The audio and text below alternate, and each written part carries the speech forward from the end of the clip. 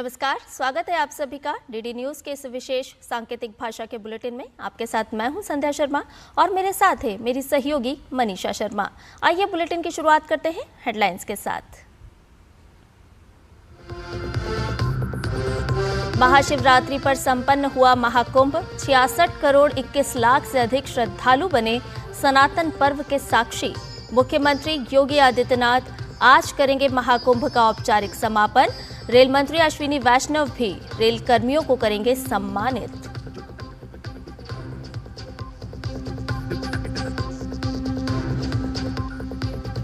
दिल्ली विधानसभा में शराब पर पेश की गई सीएजी रिपोर्ट पर आज होगी चर्चा।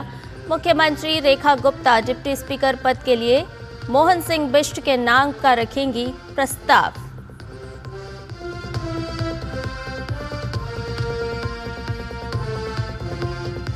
आज से 2 दिन के भारत दौरे पर यूरोपीय संघ के अध्यक्ष उर्सुला वॉन डेर लेयन विदेश मंत्री से करेंगे मुलाकात। मुक्त व्यापार समझौते समेत कई मुद्दों पर होगी बातचीत।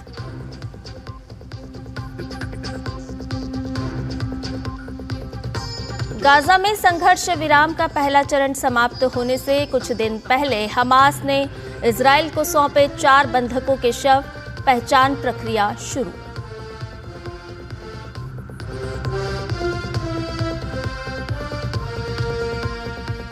और अफगानिस्तान से हारकर चैंपियंस ट्रॉफी से बाहर हुआ इंग्लैंड।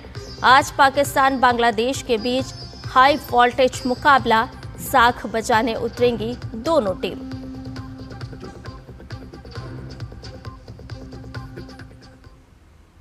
और आइए अब इन सभी खबरों को जाने विस्तार से। उत्तर प्रदेश के प्रयागराज में चल रहा महाकुंभ कल महाशिवरात्रि के साथ ही संपन्न हो गया। मुख्यमंत्री योगी आदित्यनाथ आज प्रयागराज पहुंचकर महाकुंभ का औपचारिक समापन करेंगे। इसके अलावा रेल मंत्री अश्विनी वैष्णव भी प्रयागराज पहुंचकर महाकुंभ में श्रेष्ठ काम करने वाले रेल कर्मचारियों को सम्मानित करेंगे और उनका धन्यवाद करेंगे। 45 दिन तक चले दिव्य भव्य सनातन पर्व ने नई आध्यात्मिक ऊंचाइयों को छुआ है। इस दौरान 66 करोड़ से ज्यादा श्रद्धालुओं ने संगम में डुबकी लगाई। इस पूरे आयोजन में कई इतिहास भी रचे गए। महाकुंभ में देश के सभी 13 अखाड़ों ने सक्रिय रूप से भाग लिया। 4000 हेक्टेयर में फैले महाकुंभ नगर को 25 सेक्टरों में विभाजित किया गया, जिसमें 12 किलोमीटर पक्के घाट, 1850 हेक्टेयर में parking, 31 pontoon bridge, 67,000 street light, 1.5 lakh शौचालय और 25,000 सार्वजनिक आवास बनाए गए। उत्तर प्रदेश सरकार ने आयोजन के लिए 7,000 करोड़ रुपए और केंद्र सरकार ने कुल 15,000 करोड़ रुपए खर्च किए।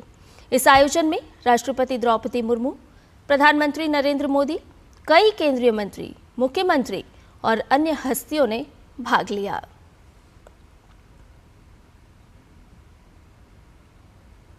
दिल्ली विधानसभा में आज सत्ता पक्ष के विपक्ष को घेरने की पूरी तैयारी है। मंगलवार को दिल्ली विधानसभा में पेश हुई सीएजी की ऑडिट रिपोर्ट पर आज चर्चा होगी। इसी बीच मुख्यमंत्री रेखा गुप्ता दिल्ली विधानसभा के उपाध्यक्ष पद के लिए भाजपा विधायक मोहन सिंह बिष्ट के नाम का प्रस्ताव रखेंगी। विधानसभा की कार्यसूची के अनुसार दूसरा प्रस्ताव विधायक अनिल कुमार शर्मा करेंगे। भाजपा विधायक गजेंद्र सिंह यादव इसका समर्थन करेंगे। इसके बाद सदन के सदस्य बतौर उपाध्यक्ष मोहन सिंह बिष्ट को चुनेंगे। मोहन सिंह बिष्ट मुस्तफाबाद विधानसभा क्षेत्र से विधायक हैं। राष्ट्रपति द्रौपदी मुर्मू 4 दिवसीय गुजरात दौरे पर हैं।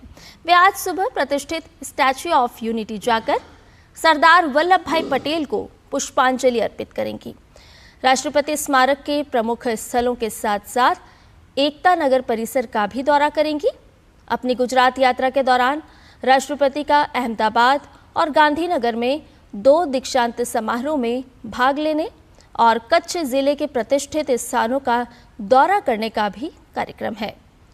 एकता नगर से राष्ट्रपति अहमदाबाद जाएंगे, जहां वो राष्ट्रीय डिजाइन संस्थान के 44वें दीक्षांत समारोह में भाग लेंगी और उत्तीर्ण छात्रों को संबोधित करेंगी।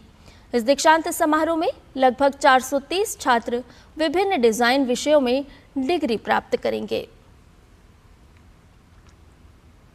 यूरोपीय आयोग की अध्यक्ष उर्सुला वॉन डेर लेयन आज से 2 दिन की भारत की यात्रा पर आ रही हैं।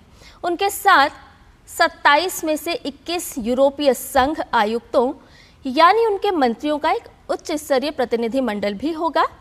प्रधानमंत्री नरेंद्र मोदी और ईयू अध्यक्ष उर्सुला वॉन डेर लेयन के बीच 28 फरवरी को महत्वपूर्ण मुद्दों पर व्यापक चर्चा होगी। इसमें मुक्त व्यापार समझौता, रक्षा और सुरक्षा सहयोग और रूस यूक्रेन युद्ध शामिल होंगे। एफटीए को लेकर बाजार पहुंच और शुल्क पर बातचीत केंद्र में रह सकती है, लेकिन इसके अलावा भारत ईयू रणनीतिक साझेदारी को रक्षा प्रौद्योगिकी और ऊर्जा सहयोग जैसे नए क्षेत्रों तक विस्तारित करने पर भी जोर दिया जाएगा। दोनों पक्ष डिजिटल टेक्नोलॉजी, कृत्रिम बुद्धिमत्ता और हरित ऊर्जा के क्षेत्रों में सहयोग की संभावनाओं का भी पता लगाएंगे।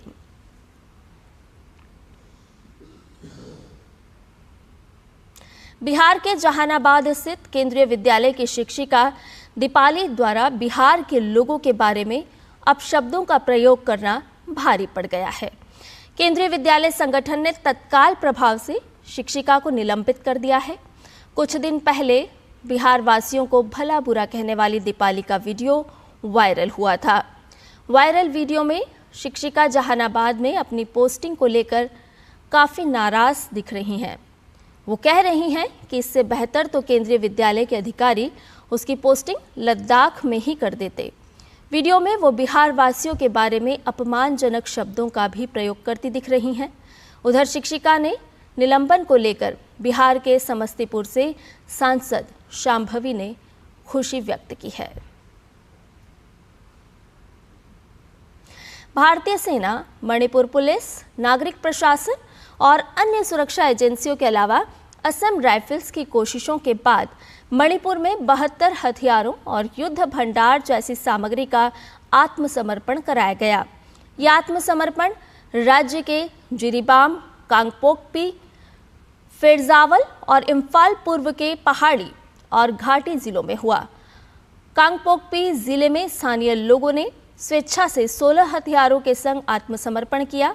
इन हथियारों में एक 5.56 millimetre rifle, 2 SLR, 6 single barrel rifle के अलावा रॉकेट लॉन्चर, गोला बारूद और सामग्री शामिल है।